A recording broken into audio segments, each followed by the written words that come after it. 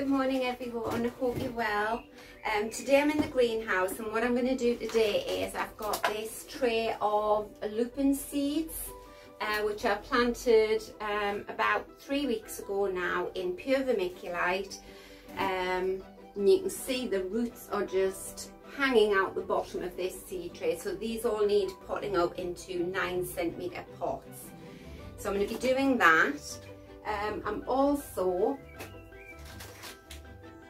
I've got trays of foxgloves here, and if you can see in the modules there, the roots are right at the bottom, so these need to be pricked out into 9cm pots as well. There's a lot of little weeds in amongst this as well, so I'll sort that out. It's a funny year in the greenhouse because I don't think we've had any rain here in the northeast of England since the 17th of May when I got back off holiday. And we're at the back end of June now. It's roasting. I've had to take all the seedlings off my benches here. I'll just show you. So this is how barren my greenhouse looks, and everything has had to go onto the floor and under the benches, trying to keep it cool. I've got things stacked up outside, and I've got them in the cold frame round the corner.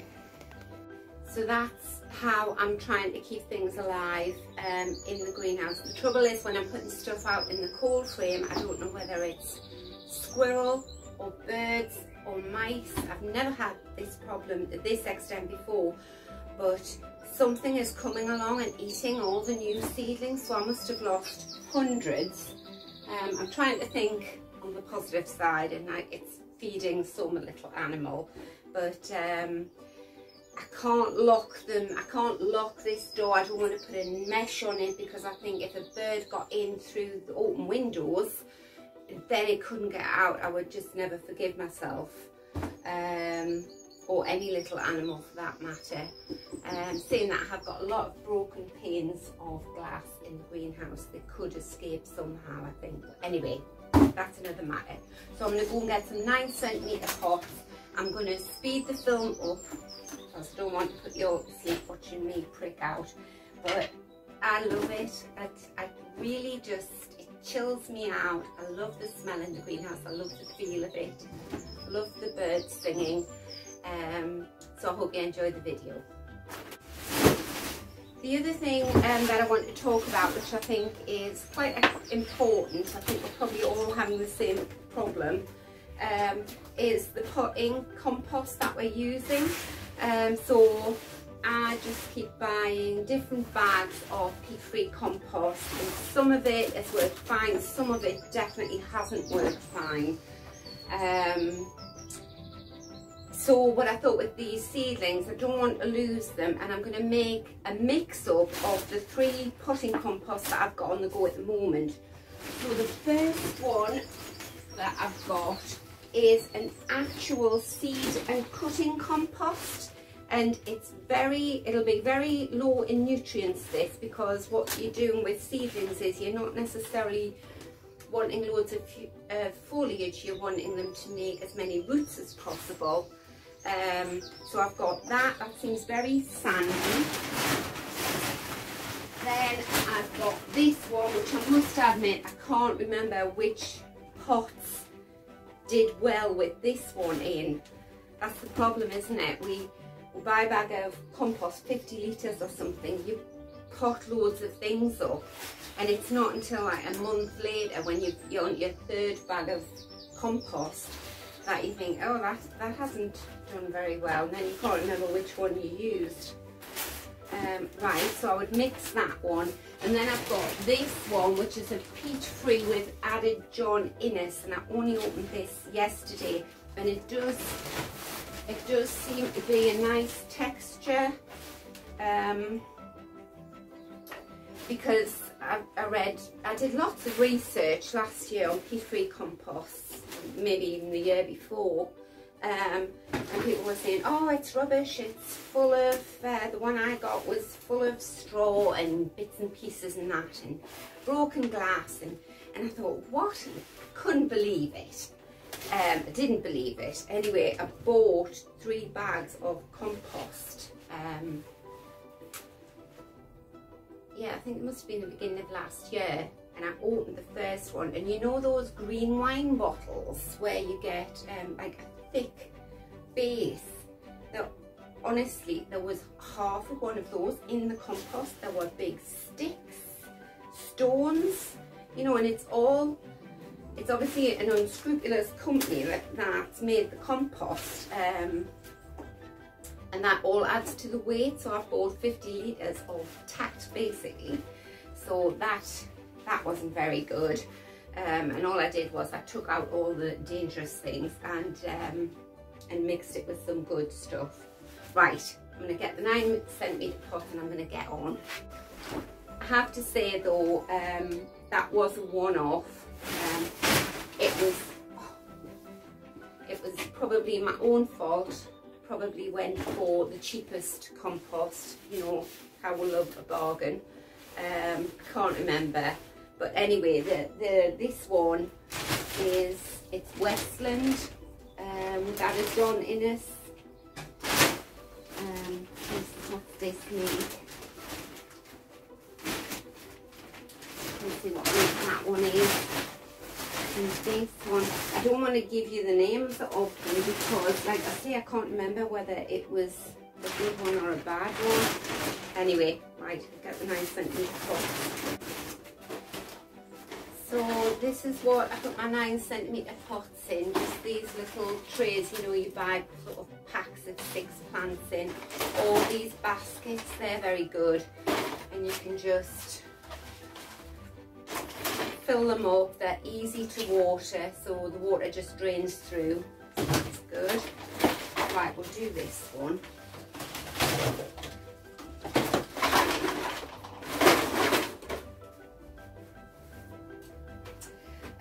And one good tip for cooling your greenhouse down, spiders web on me, very quickly, is to put a watering can of water on the floor, which I would have done, except my floor there's no room because I've got it full of plants. So, but that's a good tip for cooling your greenhouse down.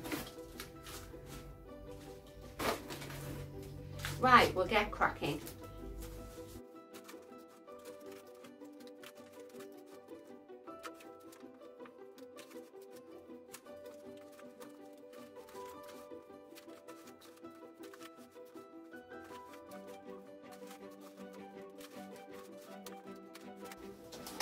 And these baby foxglove seeds, they won't flower this year. What I intend to do with these is, because in my garden I've tried lupins so many times, and I've only got 2 patches of it at the moment, and I've had them for years. All the other lupins that I've ever planted get eaten by the slugs. They just love it, love them. And look at the roots on that. That's why I'm putting them in a nice deep 9cm pot, because I know these plants are going to grow really big. And what I intend to do is I'll keep them in these 9cm pots until they need a bigger pot.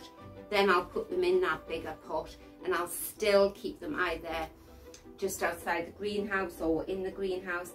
And I'm not going to plant these plants out in the garden until next year, next spring, and by that time they should be probably in pots either that size or that size, and they should be really well established lupins, and the slugs don't really go for that. Look at the roots that develop in pure vermiculite.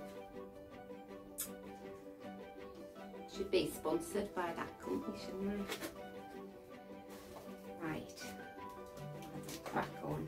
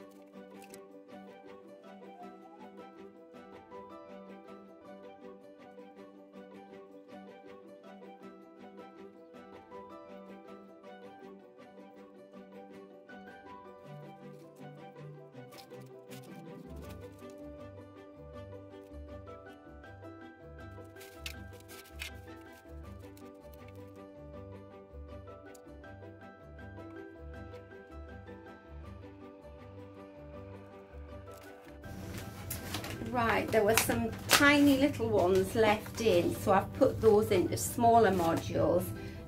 What I would say, when you've sort of emptied your tray of the seedlings, don't let the vermiculite dry out.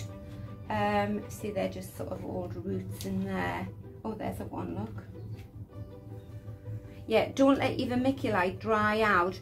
Give it a good soak, put it somewhere out of direct sunlight, and I bet you in a week's time, if you give it a stir, it'll bring any dormant seeds to the surface, and they'll probably germinate for you, and you'll get another germinating, and you'll get another flush of young seedlings.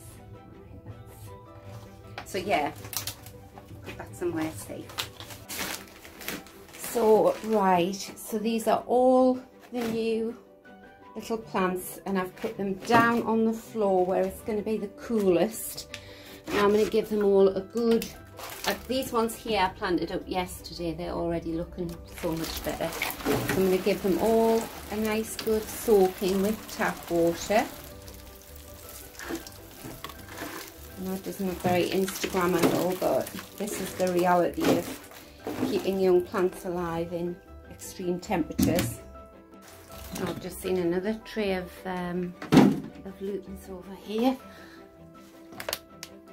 Right, to get them up. And whilst I was watering, I found these. So these, let's have a look, see what they are. Wallflowers. So I've got another little patch of wallflowers coming up here. They're fine, and I've got some Verbena bonariensis. I can see them coming up. Right, let's get these out. So I'll put up some stills of what the greenhouse was like last week, when I just came and I just thought I have to get everything out.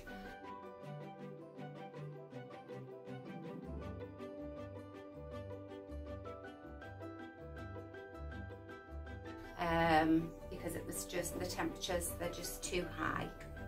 You could hardly breathe in here, and that was with all the windows open. So I had to get them all outside into the cool. But obviously, the thousands of seeds that I've planted, they're still germinating, the seedlings are still coming up, so hence that's what I'm doing today. I think when I put the greenhouse up in my back garden, that I will look into getting some maybe blinds, or just use bubble wrap, really, that like Monty Dawn does. So we shall see. Right, so it's onto the foxgloves now.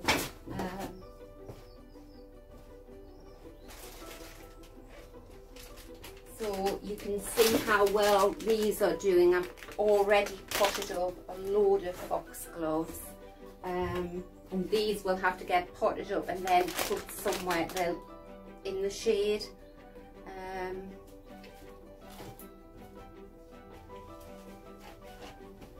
Right, so we'll use these. I always think at the end of the season, you know, oh, I've got far too many pots. Well, I used to think that. Now it's like, if anybody says, do you want some pots? Yes. You've got thousands and thousands of pots in the back of the garage or the shed. But it's amazing, I just go through them all. So I'll not show you me putting up all of these, because there are literally hundreds and hundreds to do. And I'm going to have to stop shortly, because I can feel that heat burning into my neck there, even though I've got factor 50 on. And that's another thing I'm thinking of when I get my own greenhouse, how I'm going to set it up for doing some filming. It's very exciting. Right, let's get these out. I work in my greenhouse in amongst this chaos, organised chaos. It's exactly how I am when I cook. in the kitchen. I love these modules, but if the plants are dry, they come out really well. But it's always best to give your plants good water like that before you transplant them, and once you've watered them, it makes it a bit more difficult to get them out.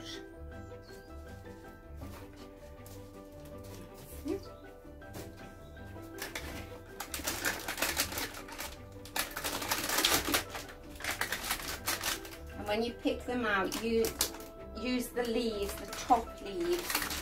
Never sort of nip them by the stem, and try to touch the roots as little as possible. But these are really well established. Really lost the whole lot there.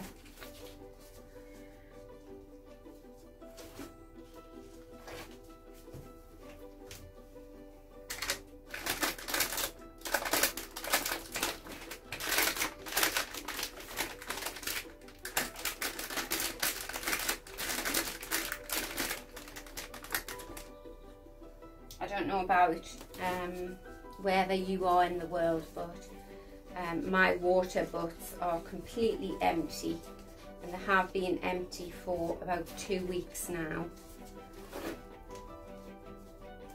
So I'm using any kind of water that I can for the garden, and then today I've just had to resort to putting the sprinkler on for a bit. Sprinklers for long term as well. Had to have it on for a good half an hour on a border because they didn't just need a sprinkle of water, they needed a good soak. And I know down the country they've had thunderstorms and torrential rain, flattened people's gardens, but much needed.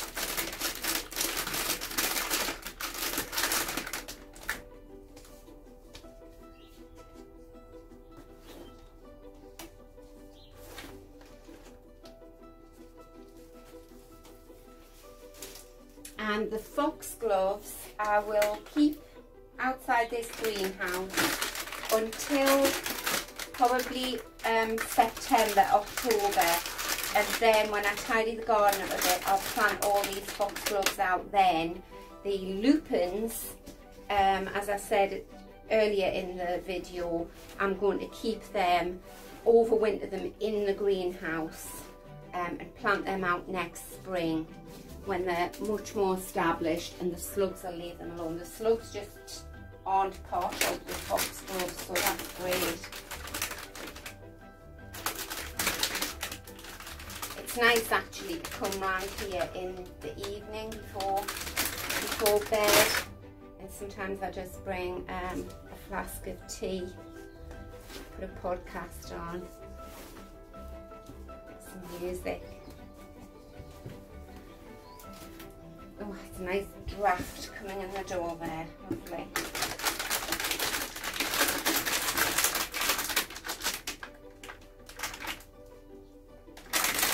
Right, I'll speed the video up now.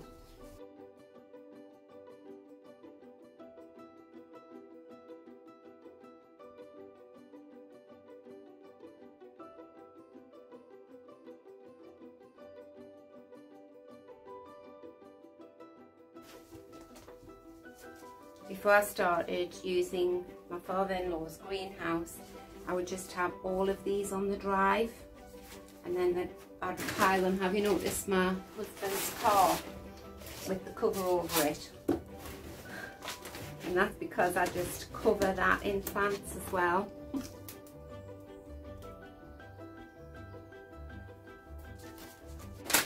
All I'm doing here is I've changed the module there, and I'm only pricking out the really large foxgloves because I'm running out of time and it's too hot in here.